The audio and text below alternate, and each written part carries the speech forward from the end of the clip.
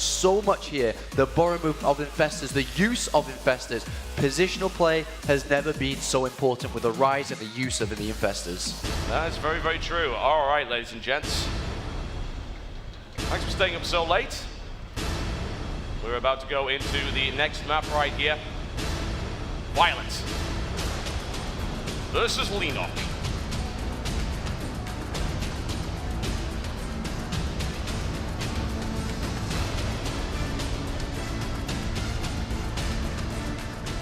IPL 5.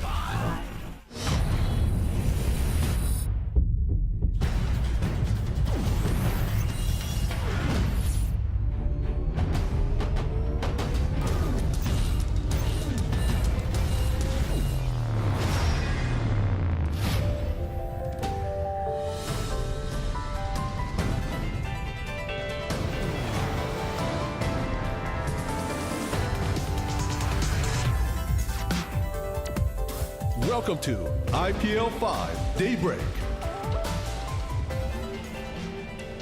All right, folks, welcome to Daybreak. And this can really go one of two ways. Either it can get very aggressive very early on, or it can turn into a pretty long macro game between these two players. And, well, no craziness as of yet. That's right. Okay, folks. This fellow right here, down to the southwest position in the red trunks, playing ZerG, currently up, or indeed equal, one game apiece. He is Azubu Violet.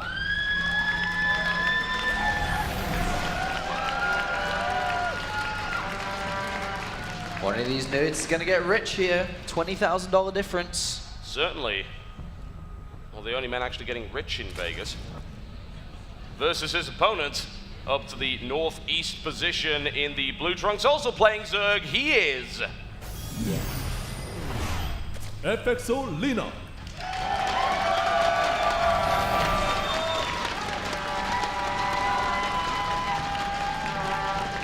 $40,000 first place, 20,000 seconds. A lot of money.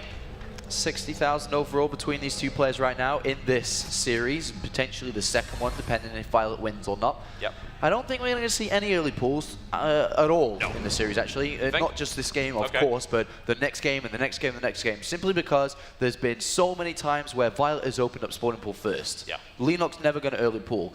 Is the option there for Violet to early pull versus Leenock? Yes, but he won't do it either because the drone drilling has become so strong as of recent.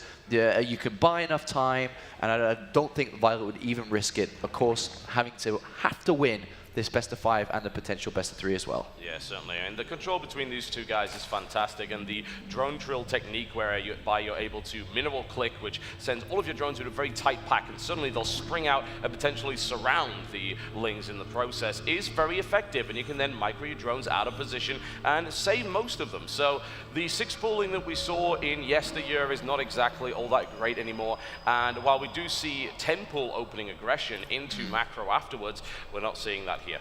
That's right. The overload from Violet did go in to check the gas. It saw the timing of it, so that he knows that potential speed's going to be down pretty fast in this game, or at least a little bit faster than his. You can see there's like a 50-60 gas difference between the two players.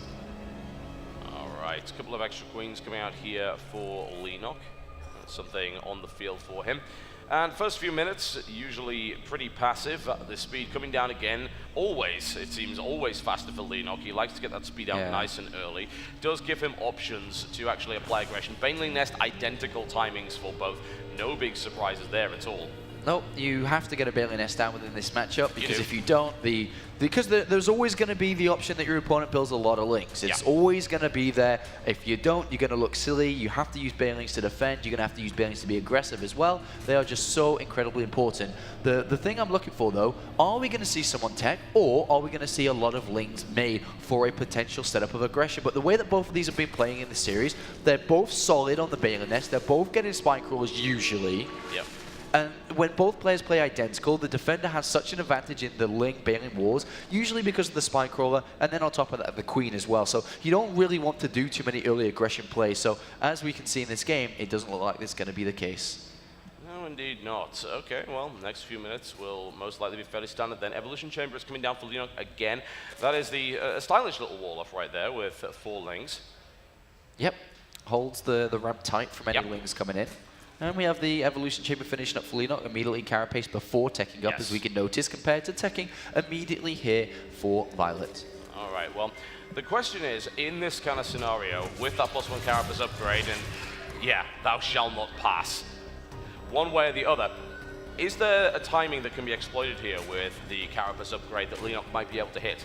No, he's not really looking for a timing. He's just looking to make sure that he can be aggressive towards... If you think about it, as mentioned earlier, there's always going to be aggression towards the third base. Yeah. The timing of the Carapace upgrade here is to kick in around 8:30 or so, which is the time you take a third base. So Leenock is saying, with the Carapace down, I'm going to defend my third base a lot easier, and I'm also going to be aggressive to yours because of the banelings, you know, having the extra hit in there and being able to... the link, sorry, being able to survive the extra hit. Okay, well, at the moment, so far, so standard for both sides. A little scouting going on just to try and find the time of the third base. Could even actually deny the placement for a little while if it were to move in, and also Leenock taking his third base around the appropriate time too, since we've seen no interference from either side and no denial, but he does scout the timing of it, so he can confirm it. It's no big surprise. 4 defensive banelings being morphed here, and Violet once again going Infestation Pit, just same build again and again, going to what he finds to be safe and going for the early burrow once again to allow for that infested Terran harass. And look how the timing of the Carapace is working in for this the inevitable link fight on the third base. Because as mentioned, when you get to 50 drones, you have lava, you have money, you got to build links here to put pressure on your opponent or to defend your own. So we're going to see this come into play. This Carapace upgrade is going to work wonders here. Well, good trade so far with these banelings. That, not so much, and Violet's able to nail that one down quite nicely. Leenock trying to pick off a couple of banelings without taking too much damage, and so far he's done a reasonable job of it, but the aggression here so far from Leenock hasn't worked out yet. Crashes right into a baneling, doesn't miss, doesn't actually lose too many lings at all here, but does to that one, and it's really, really tense here. The Carapace upgrade is done now, though. If Leenock brings his third base down, that's what he's aiming for here. Yep, he's managed to break he's unlocked it. Is he going to be able to bring it down? Where are the units coming? 22 lings on the way, but they're so far away from actually coming here, and that hatchery should fall. Yeah, it should at this kind of... I don't know, actually, may be able to get it. The hatchery's now complete, and there's a couple of banelings now moving in, so the timing on the defense right here for Violet has been superb, but the aggression is not over, and let's see what this trade is like. One goes off, and 2 banelings versus 2 banelings. Oh, big hit there. Yeah, very big. In fact, that was great for Leenock, but he doesn't really have a follow-up to that, so it looks like he's just going to back off for a while. And as we can see, Pathogen Glands coming up here for Leenock, as well as the Roach Speed and +1 attack. So guess where we're going for this game? Going straight to Roach Infestor once again. And we'll see as we are going to have Violet put a bit of pressure on over here to do the same with what Leenock just did, but I'm thinking Leenock should be okay. Yeah, he should be fine. Once again, Leenock's control against banelings is nothing short of astonishing. It really, really is. He's still, come on, that's just showing off. That is. At this level, they can do what they want. Apparently so, especially if your name happens to be Leenock. And Roach comes out and gets beaten up by a couple of these little guys, answering, ooh, nicely done. What are these doing over here? Oh, Fortunately, there's no drones. There's one. No, there's no drone. No, there's one right there. No, that didn't work out at all. Although it has done significant damage there at the hatchery. Probably not what he was looking to do, but yeah, I mean, there's been no transfer yet. If we see Burrow research very soon here from Leenock, he can use Burrowed Infestors with Infested Terrans to bring that hatchery down. Yeah. And there it is. So that's really smart from Leenock. Yeah, certainly. And that detonation's going to weaken it just a little bit. And now Roach Infestor aggression is going to start rolling out from either side towards their respective opponents' bases. And the first one's going to come in here. A little bit of a supply block there, actually, for Leenock, because he's going to get another one, in fact, if he ends up losing that Overlord, which is looking kind of likely at the moment. But wow, here he goes. Leenock's right into the main base. Going to catch a few drones in the process here. Great fungal growth there by Violet, however. Yeah, pretty good solid defense on that third base. The Roaches in the main aren't going to really be able to do anything. Ideally, you want to hunt down the Queen to stop the production. But he is just going to, he kind of knows that these Roaches aren't doing anything, so he's just pulling him back as far as he can go to the back of the base, get a couple of drone kills, and see what he can do.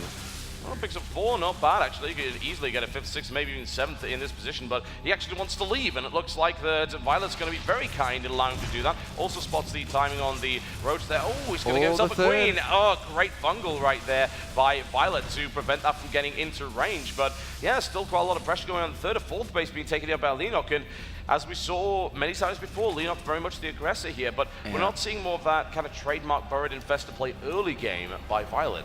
And look at one thing that I'm noticing here, is that we're actually seeing the +2 carapace being researched instead of the +2 missile That's attacks. a bit more unusual. You really don't see that often. Yeah. That obviously the Infested Terrans are going to be in the fight a lot longer with that. I wonder if he's going to throw down a Hydroden soon. If he gets a Hydroden, it's going to make a lot of sense because, of course, he's going to have a lot more buffering at the front. His roaches and Infested Terrans take a little bit more damage, and then the Hydra's always with a high DPS in the background anyway, will be able to launch down a lot more. That's certainly a possibility there. I'm intrigued to see where this is going to go because most Zerg players do favor the +2 attack and actually often just ignore the Carapace upgrades completely. Yeah, we'll see. As right now the game is slowing down. There is no openings anymore. The Infestors are out. So there's usually 2 massive openings throughout Zerg vs. Zerg. The initial early stages with Lings, and then you get the Lings to the 3rd base, and then maybe a bit of, as we saw now, a bit of flirting with some Roaches and Infestors before the count gets too high. But at this stage, it's all about the big battles, the fungals, the positioning, and the micro. Most important, to not let those Infestors die. All right, well, let's see how it goes, because Leenock is once again ever the aggressor. He does have a supply lead when it comes to Roaches, and Fungal going off in the center there. Not so great at the moment. A second Fungal comes in here. A lot of Infested Terrans going down on both sides, and, well, we're just going to have to see how this fight actually ends up going. Leenock does have the supply lead there, but it's absolutely impossible to figure out what's going on there. Turns out, however, Leenock is able to smash his way through. He's moving towards the 4th base and even being aggressive towards the 3rd here, and this is a lot of damage coming in onto that 4th hatchery. Yeah, free Infestors for Leenock as well. Nice Infestors. He's got the +2 carapace done before the +2 attack is done here, so he actually wins that fight rather convincingly and has a great supply lead. Look at that. And Leenock is actually in the main base as well. He spots the Hydra Den. He's doing damage here, significant economic damage. Leenock is all over his opponent at the moment, but will we see some of that trademark of Violet defense being able to bring his opponent away from his actual bases and being able to stabilize and get the units he needs? Oh, he's going for it right now. Oh, nice spot right there. Oh, dearie me. These Infestors are all going to die. Yes, they are. They are absolutely boned, as it were. And now Leenock has a massive Infested lead of 9-0. Yeah, that's game winning right there. It the is. Infested Terrans are so important. The Fungals likewise. Through 2 different timings in this game, the initial carapace into the 2nd carapace fight, Leenock is playing really, really clean. Yeah, he is. This is flawless play here from Leenock. I haven't seen a mistake from him this entire game thus far, if I'm totally honest. Now, once again, pushed towards that 4th base, and Violet holding onto it pretty well, but at the end of the day, you're trading energy for Roaches here. And I really like this +2 carapace upgrade because the Infested Terrans, likewise with the Hydras, have a great amount of damage that they put out there. If they survive for longer, they're going to do more damage. So this is working here for Leenock. GG, ladies and gentlemen. It worked pretty damn well indeed. And Leenock pulling out a huge win there with massive supply differences towards the end, 190 to 121. Good strategy there by Leenock and great timings. And well, there you go. +2 carapace obviously does work in this matchup, and it was used to great effect. That's right. Leenock now is 1 game away from winning this tournament. Violet, match point, has to win this. It's going to be very stressful for him. You can see shaking his head. He knows what position he's in right now. He has to win this best of 5. He has to win the next 2 games in a row and then go to another best of 3. That's a difficult task. Yeah, that's really, really awful, actually, when you get your winner's bracket guy basically sitting on match point for 2 games. And then after that, he says, but wait, there's more. We've got another best of 3 coming in for you. So we'll see how this turns out. It may very well be the momentum Leenock requires in order to just take this series in a sweep 3 games to 1. Very much so. It's very possible that this happens. Leenock is so good. His Zerg vs. Zerg is great. His other matchups are dominant. He doesn't lose anymore. No. He's won a lot of tournaments. Won MLG just only a couple of weeks back. It was like 3 weeks ago he won a major tournament, and he's on the verge of doing it again. That consistently hardly ever seen. No, certainly not. Especially not consistent performance in Korea and consistent performance in Western tournaments. That is a rare feat indeed. Many players just don't travel well, or they do well in one, but